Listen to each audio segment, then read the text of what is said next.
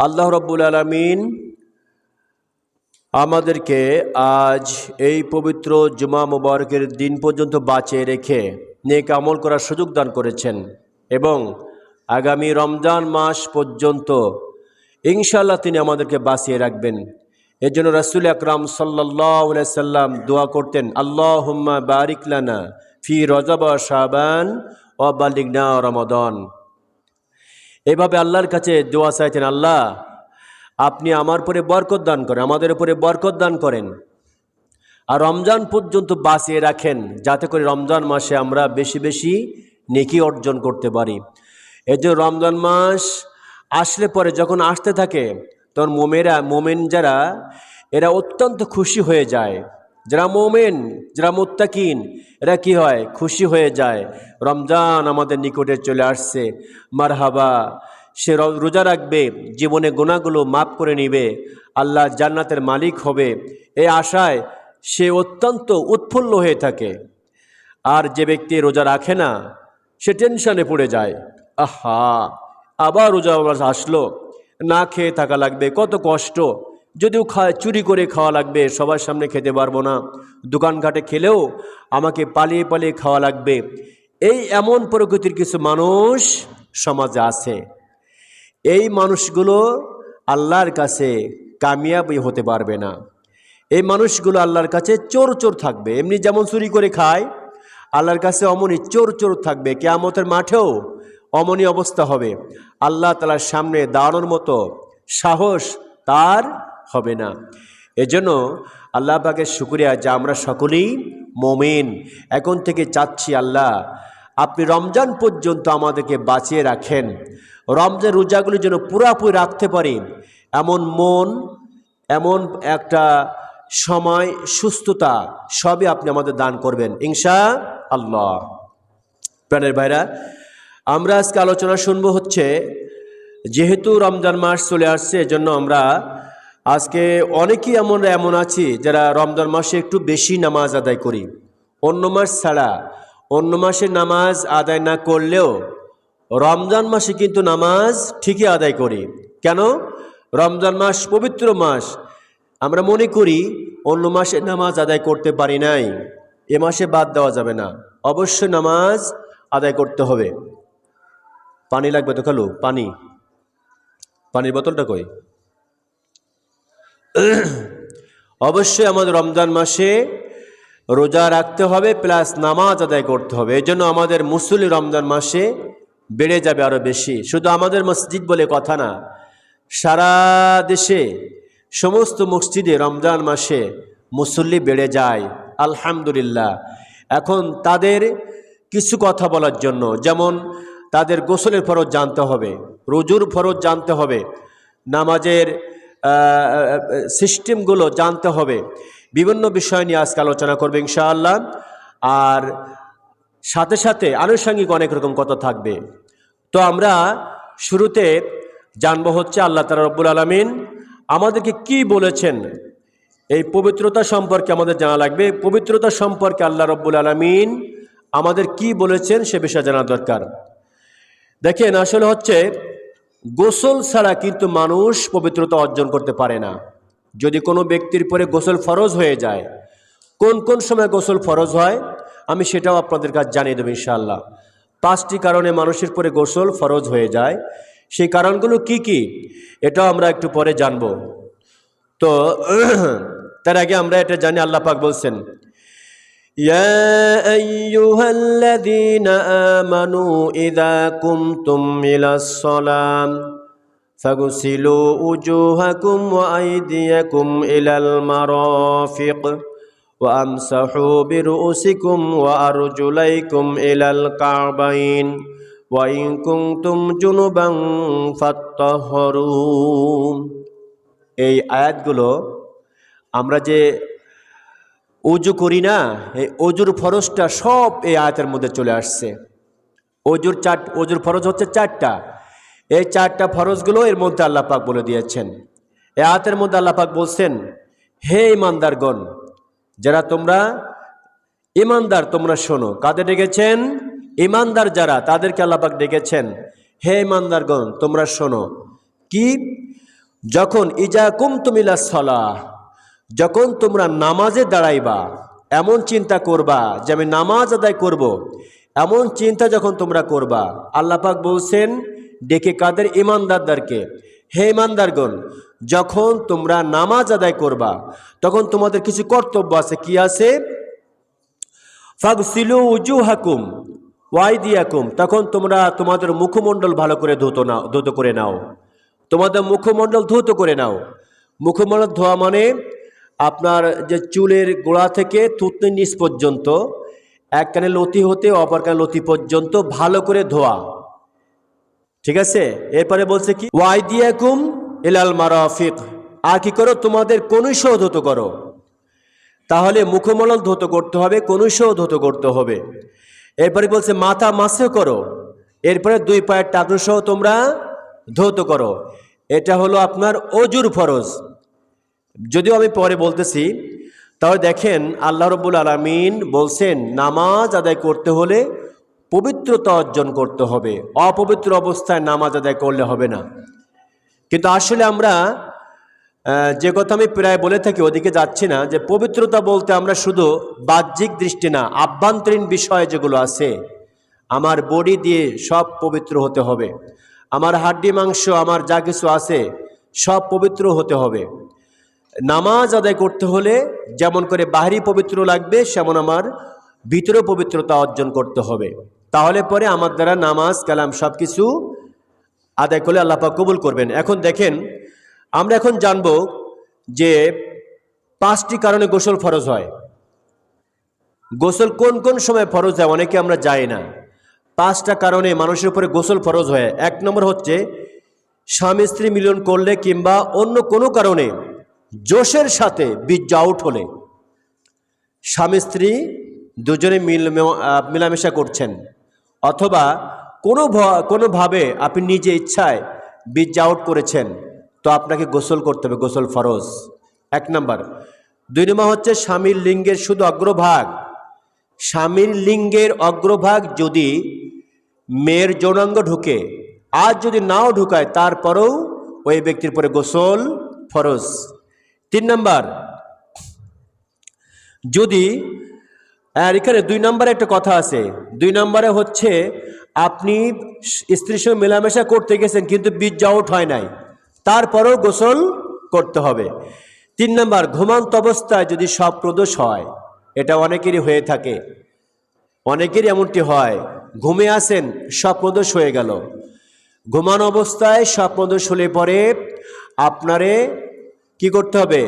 গোসল করতে হবে। তবে এখানে শর্ত আছে, ঘুম থেকে ওঠার পরে যদি আপনার কাপড়ে চিহ্ন থাকে, সাদা সাদা আঠালো ভাব যদি চিহ্ন পাওয়া যায়, তাহলে পরে আপনার পরে গোসল ফরজ। দেখছেন? 3 নম্বর হচ্ছে যদি স্বপ্নদোষ হয়।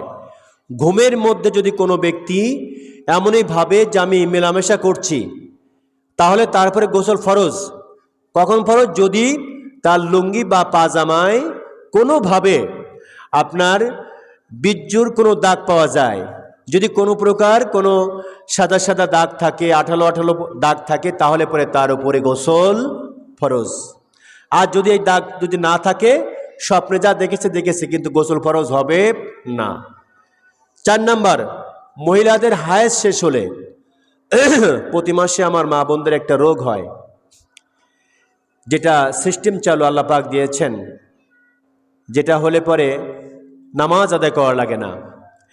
এই সময় থেকে পবিত্রতা অর্জন করার পরে আবার তার কি করতে হয়? সে তারপরে গোসল ফরজ। 5 নম্বর হচ্ছে নিফাজের রক্তস্রাব বন্ধ হলে। তাহলে আমরা আজকে 5টা বিষয় জানলাম কোন কোন সময় গোসল ফরজ। আমি আবারও বলছি, 1 নম্বর হচ্ছে স্বামী স্ত্রী মিলন করলে গোসল ফরজ। 2 নম্বর, স্বামী স্ত্রী মিলন করছে কিন্তু বীর্য আউট হয় না, তারপরেও গোসল ফরজ। 3 নম্বর, ঘুমান্ত অবস্থায় স্বপ্নদোষ হলে গোসল ফরজ। ঘুমান্ত অবস্থায় যদি স্বপ্নদোষ হয় তারপরেও কি? গোসল ফরজ। কিন্তু যদি সে দেখে তার লুঙ্গিতে পাজামায় বীর্যের কোনো চিহ্ন নাই, কোনো আঠালো কোনো দাগ নাই, তাহলে তারপরে গোসল ফরজ হবে না, স্বপ্নে যা দেখছে।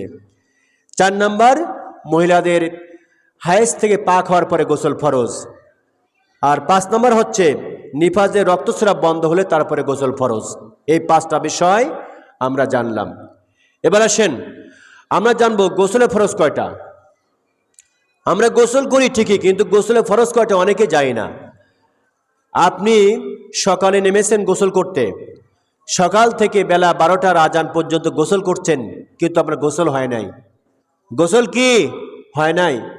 আপনি গোসল করতে গেছেন সকালবেলা, সেই ফজর থেকে শুরু জোহর পর্যন্ত গোসল করছেন, আপনার গোসল হয় নাই। কেন হয় নাই? আপনি গোসলের ফরজই আদায় করেন নাই, এজন্য গোসল হবে না। বলবেন আমি তো পুকুরে গোসল করি, ডুব দিলে তো গোসল হয়ে গেল। না, আপনি যতক্ষণ পর্যন্ত গোসলের সিস্টেম না অনুসরণ করবেন ততক্ষণ পর্যন্ত আপনার গোসল হবে না। এজন্য গোসলের ফরজ হচ্ছে 3টা। 1 নম্বর ভালোভাবে গড়গড়া সহ কুলি করা। 1 নম্বর কি? ভালোভাবে গড়গড়া সহ কুলি করা। আপনার পরে গোসল ফরজ, এখন আপনি গোসল করবেন, গোসলের ফরজ আবার 3টা। 1 নম্বর হচ্ছে গড়গড়া সহ কুলি করা। আপনি এমনি পানি দিয়ে কুলি করে ফেললেন, কিন্তু গড়গড়া করেন নাই, গোসল হবে না। আপনার মুখের মধ্যে পানি দিয়ে গড়গড়া করতে হবে, এরকম উঁচা করে হা করে গড়গড়া করে কুলি করতে হবে। যদি আপনি এভাবে কুলি করেন 3 বার, কমপক্ষে 3 বার আপনাকে কুলি করতে হবে। 3 বার কুলি করলে পরে আপনার 1 নম্বর আদায় হয়ে যাবে। 2 নম্বর নাকে নরম স্থান পর্যন্ত পানি পৌঁছানো। গোসলের আপনার 2 নম্বর ফরজ হচ্ছে নাকের নরম স্থান পর্যন্ত পানি পৌঁছানো। যখন কোনো ব্যক্তির উপরে গোসল ফরজ হবে, সে যখন গোসল করবে তার 2 নম্বর কাজ হচ্ছে নাকে নরম স্থান পর্যন্ত পানি পৌঁছাবে, কোনো জায়গা যেন একটু বাকি না থাকে, সুন্দর করে একেবারে নরম স্থান পর্যন্ত পানি পৌঁছায় দিবে। নাকে নরম স্থান বলতে আমরা যেটা বুঝি এটা তো নরম, এর ভিতরে ভালো করে পানি পৌঁছাতে হবে। আবার এমন না, এমন টান দিয়েন না যে ভিতরে চলে গেল, হাসি দিতে শেষ, এমনটি না। আপনি এমন পর্যায়ে দিবেন যে নরম স্থান পর্যন্ত পানি পৌঁছে যায়। এটি হচ্ছে আপনার 2 নম্বর ফরজ। গোসলের 3 নম্বর ফরজ হচ্ছে সমস্ত শরীরে পানি পৌঁছে দেওয়া। গোসলের 3 নম্বর ফরজ কি? সমস্ত শরীরে পানি পৌঁছানো। একজন ব্যক্তি গোসল করতে গেল, কিন্তু দেখা যায় গোসল করতে যে সে শরীরের কিছু অংশ ধুইল আর কিছু অংশ বাকি রাখলো। কি করলো? কিছু অংশ ধৌত করলো আর কিছু বাকি থাকলো। এই ব্যক্তির গোসল হবে না। গোসলের ফরজ 3 নম্বর হচ্ছে সমস্ত বডি, আপনার পুরা শরীরটাকে ভালো করে সব জায়গায় পানি পৌঁছায়া গোসল করতে হবে। আপনার পরে গোসল ফরজ, আপনি গোসল করতে গেছেন কিন্তু পুরা শরীরে গোসল পানি পৌঁছায় নাই, তো আপনার গোসল হয় নাই। আপনি তড়িঘড়ি করে গোসল করেছেন, আপনার চুলের গোড়ায় পানি পৌঁছায় নাই ভালো করে, কি হাতে আপনার ঘড়ি ছিল, ঘড়ির নিচে পানি পৌঁছায় নাই, তাহলে পরে আপনার গোসল হয় নাই। এই ব্যক্তি যদি সারাদিন 24 ঘন্টাও নামাজ আদায় করে তার নামাজ হবে না। দেখছেন, সমস্ত শরীর। এখানে কিছু মেয়েদের বেলায় কথা আছে, পুরুষের বেলায় তো কম।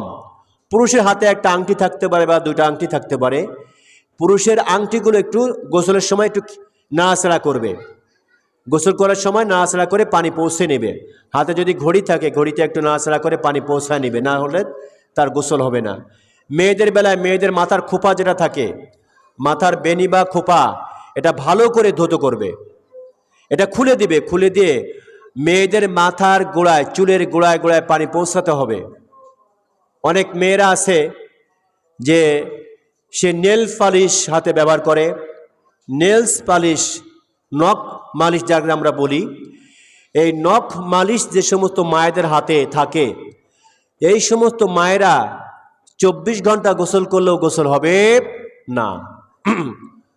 আমার মায়েরা, আপনারা ভালো করে বুঝবেন, যেহেতু রমজান মাস চলে আসতেছে, আমি আজকে এই বিষয়গুলো আলোচনা করতাম না। তো আপনার নামাজ আদায় করলেন কিন্তু নামাজ হচ্ছে না, আপনার গোসল হচ্ছে না, অজু হচ্ছে না, তাহলে আপনার রোজা রেখে লাভটা হবে কি? তাই চাচ্ছি যে আজকে সবাইকে জানানোর জন্য। মায়েরা ভালো করে বুঝবেন যে আপনি যখন হাতে নেল পালিশ দিছেন, আপনার প্রত্যেকটা নখের উপরে লাল রং দিছেন, পায়ে লাল রং দিছেন, এই লাল রং যে নেলস পালিশ, যেটা আমরা নখ মালিশ যারে বলি, এটা নখে দেওয়ার কারণে কি হয়, আপনার নখে দেওয়ার কারণে পড়ে নখের পরে একটা প্রলেপ পড়ে। নখের পরে প্রলেপ পড়ার কারণে নখের নিচে পানি পৌঁছায় না। এই যে কাঁচা নখটার উপরে আপনি যখন আপনার রং দিচ্ছেন, নখের ভিতরে আপনার কি হচ্ছে না, পানি পৌঁছাচ্ছে না। শর্ত ছিল আপনার সমস্ত অঙ্গে পানি পৌঁছাতে হবে। মেয়েদের পায়ে এবং হাতে আপনার এই নেলস পালিশ থাকার কারণে পানি পৌঁছায় না। আর এই পানি না পৌঁছানোর কারণে ওই মেয়ে পরিপূর্ণ নাপাক, ওই মেয়ে নামাজ পড়লে নামাজ হবে না, ওই মা নামাজ পড়লে নামাজ হবে না। এই জন্য অবশ্যই প্রত্যেকটা মেয়ের হাতের যদি থেকে থাকে নেলস পালিশ, এই নেলস পালিশ বা নখ মালিশ এটাকে উঠিয়ে ফেলাতে হবে। তো আমরা জানলাম যে গোসলের ফরজ হচ্ছে তিনটা। এক নম্বর হচ্ছে গোড়া গড়া সহ কুলি করা। 2 নম্বর নাকে নরম স্থান পর্যন্ত পানি পৌঁছানো। যদি কোনো মায়ের নাকে নাকফুল থাকে, নাকে কি থাকে, নাকফুল থাকে, তাহলে ওই মায়ের করতে হবে কি, মায়ের নাকফুলটা ভালো করে নাড়াচাড়া করতে হবে। বাস্তব অনেক মা আছে শুধু গোসল করবে, 1 ট্যাঙ্কির পানি শেষ, 1000 লিটার পানি শেষ করলো, গোসল হয় নাই। কেন হয় নাই? ওই নাকের নাকফুল চেপটে ছিল, চাপ দিয়েছিল নাকের সাথে, ও নিচে পানি পৌঁছায় নাই। অথচ স্বামী স্ত্রী রাতে মেলামেশা করছে বা দিনে যখন করুক, গোসলের সময় নাকের নিচে নাকফুলের ভিতরে পানি পৌঁছায় নাই। নাকফুলের নিচে চামড়া শুকনা, নাকফুলের নিচে চামড়া শুকনা। এরই কারণে ওই মায়ের কি হয় নাই, গোসল হয় নাই। ওই মায়ের নামাজ পড়লে নামাজ কবুল হবে না। এজন্য মায়েরা একটু ভালো করে শুনি, আপনার নাকের যে ফুল আছে, নাকের ফুলটা গোসলের সময় অবশ্যই নড়াচড়া করে নেবেন। দেখি মাইকটা দেখে দেন তো, একটু দেখি করে, ওইটা একটু এদিক ঘুরে দেন তো, ঘুরাই দেন তো। ওটা কি করতে হবে তাহলে? ভালো করে সুন্দর করে নাকের যে ফুলটা নাড়াচাড়া করতে হবে। 2 নম্বর, অত না 2 নম্বর হচ্ছে, থাক অমনি থাক। 2 নম্বর হচ্ছে কি, 2 নম্বর হলো আপনার নাকের নরম স্থান পর্যন্ত পানি পৌঁছানো। নাকে নরম স্থান পর্যন্ত এরকম নাকের ভিতরে 2টা আঙ্গুল দিয়ে পানি পৌঁছায় দিতে হবে।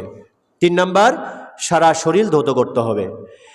এখন একটা কথা হচ্ছে, অনেক সময় নাকে কানে দুল থাকে মেয়েদের, যদি মেয়েদের কানে দুল থাকে, ওই কানের দুলও গোসলের সময় নাড়াচাড়া করতে হবে। আবারও বলছি, যদি মায়েদের কানে দুল থাকে, অনেক সময় আজকে দেখা যায় আমার মায়েরা এক মা 3টা 4টা করে দুল ব্যবহার করে। আছে না অনেক মায়েদের এক কানে 3-4টা করে দুল, লোকে একটা পায় না, আর এই বেচারা করে কি 3-4টা দিয়ে রাখে। যাই রাখুক, স্বামীরকে দেখাবে, স্বামীর খুশির জন্য, তো অন্য তো কোনো উদ্দেশ্য না। সে দুল ব্যবহার করবে, সে নাকে ফুল দিবে, সব তো উদ্দেশ্য স্বামীর জন্য, পরপুরুষের জন্য তো না। আজকে তো উল্টা হয়ে গেছে, যখন বাড়ি থেকে বাইর হয় তখন একেবারে নাকের ফুল, তারপরে কানের দুল দিয়ে একেবারে মনে সেজে গুজে রাস্তায় বাইর হয়ে যায়, বোরকা ছাড়াই রাস্তায় বাইর হয়ে সবাইকে দেখে, দেখো আমার জামাই কত বড় লোক, আমার কত কি কিনে দিছে, নাকের দুল, কানের ফুল, কত কি ইত্যাদি ইত্যাদি দেখায় নেই বেড়ায়। যেটা ছিল দেখানো স্বামীকে। রাস্তায় আপনি গেছেন সমস্যা নাই, কিন্তু দিতে হবে কি, বোরকা। যাক, এদিকে আমি এখন যাওয়ার সময় না। তাহলে আমরা গোসলে ফরজ 3টা জেনেছি, আলহামদুলিল্লাহ। এরপরে আমরা জানবো, এই 3টা গোসল করলাম, 3টা আপনার গোসল ফরজ জানলাম, আমাদের এখন জানা লাগবে ওযুর ফরজ কি। ওযুর ফরজ হলো 4টা। আমরা জানলাম গোসলে ফরজ 3টা, ওযুর ফরজ কয়টা? 4টা। গোসলে ফরজ 3টা, আমার বিশ্বাস আপনাদের মুখস্থ হয়ে গেছে। 1 নম্বর হচ্ছে গড়গড়া সহ কুলি করা। 2 নম্বর নাকে নরম স্থান পর্যন্ত পানি পৌঁছানো। 3 নম্বর সমস্ত শরীর ধৌত করা। এখন দরকার আমাদের কি, ওযুর ফরজ। রমজান মাস সামনে আসতেছে, এগুলো না জানলে তো ওযু হবে না, সারাদিন নামাজ আদায় করলে হবে না। রমজান মাসে বেশি ইবাদতবন্দি করব, কিন্তু এগুলো জানতে হবে। গোসলের ফরজ 3টার পরে ওযুর ফরজ হচ্ছে আপনার 4টা।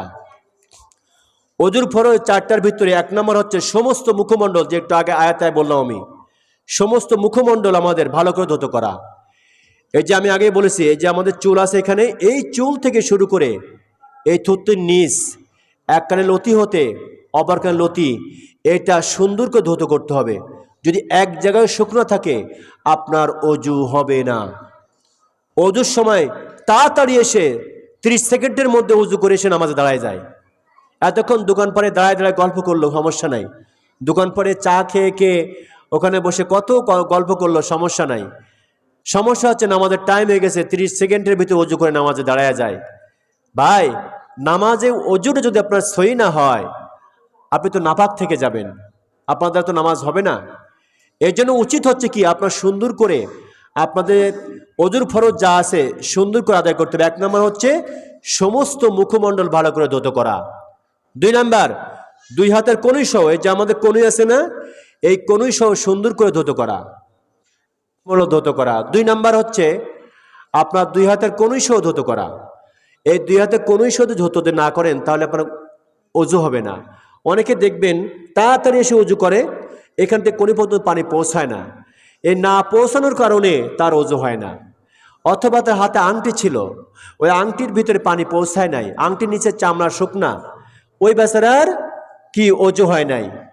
অনেকে দেখবেন ছেলেরা আজকে 4-5টা করে আংটি হাতে দেয়। অনেক আছে আমাদের মাঝে কেউ না থাকলেও, এই আংটি দেওয়ার কারণে তার আংটির নিচে যে পানি না পৌঁছায় ওই বেচারার কি হবে না, গোসল হবে না, আপনার অজু হবে না। এরপর দেখেন, তাহলে 1 নম্বর গেল যে সমস্ত মুখমণ্ডল ধৌত করা, 2 নম্বর গেল আপনার 2 হাতে কনুই সহ ধৌত করা, 3 নম্বর মাথা মাসে করা, 4 নম্বর হচ্ছে 2 পায়ের টাকনু সহ ধৌত করা, গোসলের ফরজ। 4 নম্বর 2 পায়ের টাকনু সহ ধৌত করতে হবে। টাকনু যে গোড়ালির উপর পর্যন্ত ধৌত করতে হবে। যদি কোনো ব্যক্তির বা কোনো মেয়ের পায়ে আংটি থাকে, আজকাল তোমাদের মেয়েরা আংটি পরে, এটা কি মনে হয় নুপুর বলে না কি যেন বলে, যাই হোক, ওই আংটি মেয়েরা যে আংটিগুলো পরে ওই আংটি চেপে থাকে, পায়ের সঙ্গে চেপে থাকে, আঙুলের সঙ্গে চেপে থাকে। পায়ের আঙ্গুলি চেপে থাকার কারণে ও যখন অজু করে বা গোসল করে তখন তার নিচে পানি পৌঁছায় না, সেই চামড়া শুকনো থাকে। আর শুকনো থাকার কারণে পানি না পৌঁছানোর কারণে তার গোসলও হয় না, অজুও হয় না। ওই মা বা ওই বোন সারাদিন নামাজ পড়লেন, আল্লাহ পাক নামাজ কবুল করবে না, কারণ তার অজু হয় নাই। তাহলে আমরা সংক্ষেপে জানলাম অজু এবং গোসলের ফরজটা। আজ থেকে আমাদের মা বোনদেরকে আমরা বলে দিব, যদি আমাদের মায়েদের যদি 4-5টা আংটি থাকে, অথবা যদি আমার মায়েদের 4-5টা দুল থাকে, কি বলে, হ্যাঁ দুল থাকে, নাকফুল থাকে, আমরা বলে দেব যে এগুলার নিচে যেন পানি পৌঁছায়। এরপরে নাকের ফুলির সাথে সাথে আরেকটি কথা বলবো, যদি কারো হাতে নেলস পালিশ থাকে, নেলস পালিশ, কোনো পুরুষ বা নারী হাতে যদি নেলস পালিশ থাকে, বিশেষ করে মায়েরা ওই নেলস পালিশ উঠিয়ে উজু করতে হবে, কারণ একটা পর্দা পড়ে যায়। আমি আবারও বলছি, নেলস পালিশ দিলে পরে আঙ্গুলের উপরে, নখের উপরে একটা পর্দা পড়ে, ওই পর্দার নিচে পানি পৌঁছায় না। পানি না পৌঁছালে গোসল হয় না, অজু হয় না। ও সারাদিন গোসল করার পরেও সে নাপাক থাকে, সারাদিন উজু করার পরেও সে নাপাক থাকে। এই জন্য অবশ্য তা ভালো করে উঠেই ফেলায়, তারপরে সে যেন উজু করে। বাস, এটা গেল। এখন আসেন আমরা জানবো হচ্ছে নামাজ আমরা পড়ি, পবিত্রতা সম্পর্কে অল্প কিছু কথা বললাম। মুসলিমবৃন্দ, আমরা এখন যে মাসে অবস্থান করছে এই মাসটার নাম হচ্ছে মাহে শাবান। মাসের নাম কি? শাবান। রমজান মাসের আগের মাস, রমজান মাসের আগের মাস। মর্যাদার সম্মান অনেক গুণে বেশি মানে ইবাদত করার জন্য, কারণ আমরা সকলে গুনাহগার। আমি শুদ্ধা, আমরা কেউ বলতে পারবো না যে আমার জীবনে গুনাহ নাই। নিষ্পাপ মাসুম হচ্ছে আল্লাহর পয়গম্বরগণ, সাহাবীগণ, কিন্তু আমরা কি? আমরা সবাই গুনাহগার, আমাদের জীবনে গুনাহ দিয়ে ভরা। আর আল্লাহ পাক জানে আমার বান্দা গুনাহ করবে, এই জন্য বিশেষ রাত রেখেছেন, বিশেষ দিন রেখেছেন, বিশেষ মাস রেখেছেন। কারণ আলহামদুলিল্লাহ, সামনে আসতেছে রমজান মাস, জীবনে সব গুনাহ মাফ করবে, আর আপনার জীবনে এত নেকি দিবে যে নেকি লেখার মতো পৃথিবীতে কোনো কাগজ নাই। কোন সুবহানাল্লাহ। রমজান মাসে রোজা যে এত নেকি, এটা কত নেকি, কি পরিমাণ, এটা লেখার মতো খাতায় দুনিয়ায় নাই। এর সব কতটুকু হবে, কত পরিমাণ হবে, সব আল্লাহ পাকই জানে। আল্লাহ পাক সব জানিয়ে দিয়েছেন। নামাজের সওয়াব হবে এতটুকু, রোজা আপনার দান করলে সওয়াব এতটুকু, জাকাত দিলে সব এতটুকু, হজ করলে এতটুকু, কি রমজান মাসে রোজা রাখলে যে কত সব, আল্লাহ বলছে এটা তোমাদের জানার দরকার নাই। ফেরেশতাদের বলছে তোমাদের জানতে হবে না, এটা হচ্ছে আমার জন্য, আর বান্দার সব কত দিতে হবে এটা আমি নিজেই দিব আমার কুদরতি হাত দিয়া। সুবহানাল্লাহ। এই জন্য মেহেরবানি করে আমরা কেউ রোজা ছেড়ে দেব না ইনশাআল্লাহ। প্রিয় ভাইরা, তো এই জন্য এই শাবান মাস থেকে আমাদের ইবাদত বন্দি করা স্টার্ট করতে হবে। আজ থেকে আর কেউ নামাজ কামাই করবেন না ইনশাআল্লাহ। রমজান মাসে যদি রোজা রাখতে হয় তাহলে এখন আপনাদের কি নামাজ স্টার্ট করতে হবে। আল্লাহ পাক বলছেন, ইয়া আইয়ুহাল্লাযীনা আমানু কুতিবা আলাইকুমুস সিয়াম, ওহে তোমরা যারা ঈমানদার তোমাদের পরেই রোজা ফরজ। তাহলে ঈমানদার যারা তারা তো আপনার নামাজ আদায় করবে, ঈমানদার না হলে তারপর রোজা ফরজ নাই। ভালো করে বুঝবেন যে ঈমানদার তারপর রোজা ফরজ, ইহুদি খ্রিস্টান বৌদ্ধ এদের পর রোজা ফরজ না। তা আপনি ঈমানদার, অবশ্যই আপনাকে নামাজ আদায় করতে হবে, তাহলে আপনার পর রোজা ফরজ। এর জন্য এখন থেকে আর এক ওয়াক্ত নামাজ ইনশাআল্লাহ আমরা কেউ ছেড়ে দিব না ইনশাআল্লাহ। প্রিয় ভাইরা, সাথে সাথে যারা বাসায় আপনার অধীনস্থ আছে, আপনার ছেলে মেয়ে বউ বাচ্চা সবাইকে নামাজের কথা বলুন, সবাইকে নামাজ আদায় করতে বলুন। কিয়ামতের মাঠ যখন কায়েম হবে, ওই সন্তান আপনাকে বুক ধরে আপনার ফেলাইয়া আপনাকে চটকায়া আপনার শুদ্ধা জাহান্নামে যাবে। আপনার সন্তান কেন যাবে? আপনি দাওয়াত দিচ্ছেন না আপনার সন্তানকে নামাজের, আপনি দাওয়াত দিচ্ছেন না আপনার স্ত্রীকে নামাজের। এই জন্য ওই সন্তান, ওই ভাই, ওই বোন সবাই আপনার বিরুদ্ধে নোটিশ দেয়া আপনার শুদ্ধা জাহান্নামে নিয়ে যাবে। এই জন্য সবাইকে দাওয়াত দিতে হবে, সবাই যেন আল্লাহর পথে চলে আসে। প্রিয় ভাইরা, কারণ দুনিয়া হলো ক্ষণস্থায়ী, যদি আল্লাহ পাক নসিব ভাবনা করে তাহলে খুব মন্দ। মৃত্যুর সময় আমরা একটা তালকিন দেই, সেটা হচ্ছে কালেমা। কালেমাটা কি? লা ইলাহা ইল্লাল্লাহু মুহাম্মাদুর রাসূলুল্লাহ। কত সুন্দর আল্লাহ তাআলার এই বাণী। যে পড়ে, কোনো কাফের যদি পড়ে সঠিক নিয়াতে, কাফেরের 40 বছর কেন 80 বছর কেন সারা জীবনের সমস্ত গুনাহগুলো পানি হয়ে সাফ হয়ে যায়। কোন সুবহানাল্লাহ। তা আল্লাহ নবীজির একজন সাহাবী, নাম হচ্ছে আলকামা, ইনি মৃত্যুসজ্জায় সজ্জিত। আল্লাহ নবী সাহাবী, কিন্তু আল্লাহ নবী যেভাবে চুল রাখেন সে চেষ্টা করে সেভাবে রাখার জন্য। আল্লাহ নবী যেভাবে কথা বলে সেভাবে কথা বলার চেষ্টা করে। আল্লাহ নবী যেভাবে দাড়ি সে সেভাবে চেষ্টা করে অনুকরণ করার জন্য। হুজুরির অনুকরণ করে যে আমি হুজুরকে ভালোবাসি, আমি সবসময় হুজুরির সব কিছু আমি অনুসরণ করব। এই আল্লাহ নবীর সাহাবী অত্যন্ত অনুসরণ করতেন আল্লাহ নবীকে।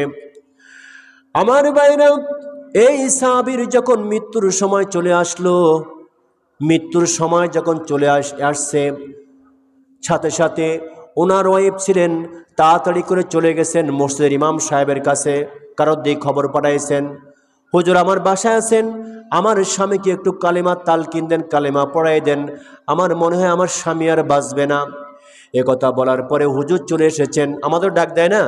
আমাদের কিন্তু ডাক দেয় যে হুজুর আসেন, আমার স্বামী বা আমার ছেলে বা আমার ভাই মৃত্যুবরণ করতেছে, অবস্থা বেশি ভালো না, একটু আপনি দোয়া করে যান, কালেমার তালকিন দিয়ে যান। আমরা যাই কালেমা পড়ানোর চেষ্টা করি। আমার ভাইয়েরা তদ্রূপভাবে সুন্দর করে চলে গেছেন। যাওয়ার পরে কালেমা পড়াচ্ছেন, বলছেন লা ইলাহা ইল্লাল্লাহু মুহাম্মাদুর রাসূলুল্লাহ। এই সময় কালেমা তালকিন দেওয়ার সময় কোনোভাবে ওই মুমূর্ষ ব্যক্তিকে পড়তে বলা যাবে না যে আপনি কালেমা পড়ুন, আপনি কালেমা পড়ুন। কারণ তার যখন মৃত্যু হয় তার পাশে শয়তান এসে দাঁড়িয়ে যায়, আর শয়তান চেষ্টা করে ওই ব্যক্তি যেন কালেমা না পড়তে পারে। শয়তান চেষ্টা করে কি? ও যেন কলেমা পড়তে না পারে। শয়তানের চেষ্টা কলেমা ছাড়াই কবরে যাক। শয়তান শিখিয়ে দেবে পড়িস না, ও তখন বলবে না আমি পড়বো না। এই জন্য তাকে বলার দরকার নেই। আপনি বা আমরা যারা থাকবো বারবার কালেমা পড়বো। কি পড়বো? কালেমা লা ইলাহা ইল্লাল্লাহু মুহাম্মাদুর রাসূলুল্লাহ আশহাদু আল্লা ইলাহা, এভাবে আমরা পড়তে থাকবো মুমূর্ষ ব্যক্তির পাশে। আমার ভাইরা, এমন করে আল্লাহ নবীর সাহাবীর তালকিন দেওয়া হচ্ছে, কিন্তু কালেমা পড়তে পারে না। এবার কালেমা পড়তে না পারার কারণে ওই বিবি দৌড়ে চলে গেছেন আল্লাহর নবীর কাছে, ইয়া রাসূলুল্লাহ, আপনার সবচেয়ে কাছের সাহাবী, আপনার প্রাণপ্রিয় সাহাবী, ইয়া রাসূলুল্লাহ, আজকে 3 দিন পর্যন্ত শোয়া, 1 সেকেন্ডের জন্য কালেমা তার মুখ দিয়ে আসে না, কোনো কালেমা সে পড়তে পারে না। হুজুর, আপনি জানেন, আপনাকে অনুসরণ করে, আপনাকে অনুকরণ করে, আপনি যেমন দায় রেখেছেন সে তেমন দায় রাখতে চেষ্টা করে, আপনার চুল কাটার মতো সে চুল কাটে, আপনার মতো সে চুল রাখে, সব কিছু অনুসরণ করে। ইয়া রাসূলুল্লাহ, আজকে মনে হয় সে আর বাঁচবে না, কিন্তু 3 দিন পর্যন্ত কালেমা তালকিন করলাম, সে কিন্তু কোনোভাবেই কালেমা পড়তে পারে না, কালেমা তার জবান দিয়ে আসে না। আল্লাহ নবী সাহাবীদেরকে পাঠিয়ে দিলেন, যাও সাহাবী, তোমরা যে কালেমা পড়াও। এবার কালেমা পড়াতে চলে এসেছেন। আল্লাহ নবী সাহাবীরা এসে কালেমা পড়তেছেন, কিন্তু আমার ভাইয়েরা, আলকামা 1 সেকেন্ডের জন্য কালেমা তাও পড়তেছে না। কালেমা না পড়ার কারণে এবার সবাই চলে গেছে আল্লাহ নবীর কাছে, ইয়া রাসূলুল্লাহ, আমরা চেষ্টা করলাম, আপনার এই সাহাবী আলকামার মুখ দিয়ে কখনো কালেমা বাইর হচ্ছে না।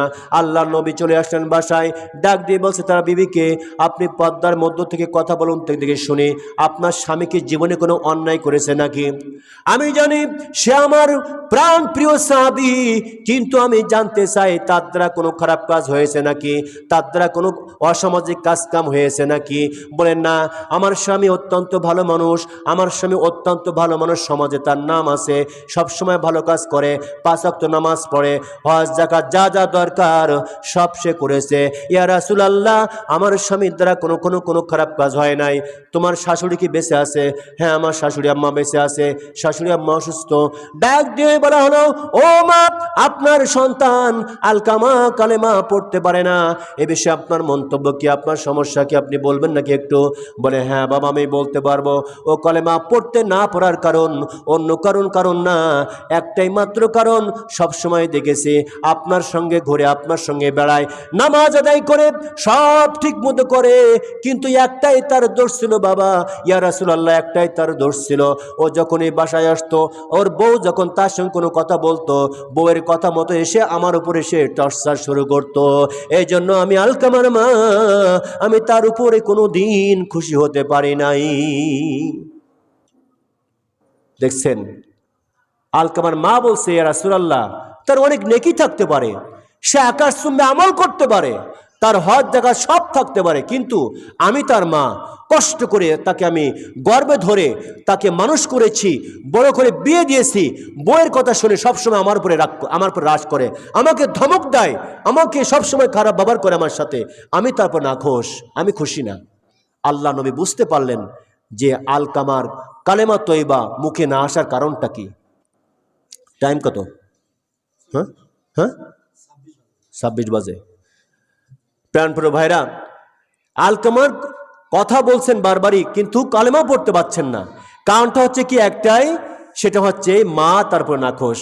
এবার বলা হলো মা, আল্লাহ নবী বললেন, ও মা, আপনি আপনার সন্তানকে মাফ করে দেন।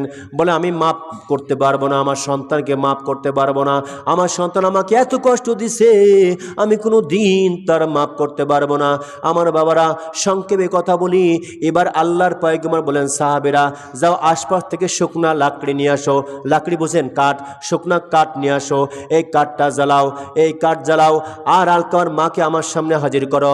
আল্লাহ নবীজি আলকামার মাকে বলেন, ও আম্মা যান, এখানে লাকড়ি দেখেছেন, আগুন জ্বালানো হয়েছে, আপনি যদি আপনার সন্তানকে না মাফ করেন, তাহলে পরে আপনার সন্তানকে আগুনে জীবিত অবস্থায় ফেলাই দিব, আপনি কি রাজি আছেন কিনা বলেন। এভাবে বলেন, না, রাজি না। কিছুক্ষণ পরে জোরে কেঁদে উঠেছেন, জোরে কেঁদে উঠেছেন, ডাক দিয়ে, রাসূলুল্লাহ, আপনি আমার সন্তানকে নারী শ্রীরাধন, আমার কলিজার টুকরাকে মেহেরবানি করে আপনি মারবেন না, তাকে আপনি আগুনেতে দিবেন না, আগুনে ফেলবেন না। আমি আলকামার মা, আমার জীবনে যত প্রকার অশান্তি ছিল, আমার ছেলেকে নিয়ে আমি সব তার মাফ করে দিলাম। বলার সাথে সাথে আলকামার জবানে চলে আসলো, লা ইলাহা ইল্লাল্লাহু মুহাম্মাদুর রাসূলুল্লাহ। প্রাণের ভাইরা, রোজা রেখেছেন, মা পাবো নাখোশ, লাভ নাই। হজ করেছেন, মা পাবো নাখোশ, লাভ নাই। যাকাত দিয়েছেন কোটি কোটি টাকা, মা নাখোশ, লাভ নাই। মায়ের খুশি আল্লাহর খুশি, আল্লাহ খুশি, জান্নাত আপনার বাড়ির নিকটে। আল্লাহ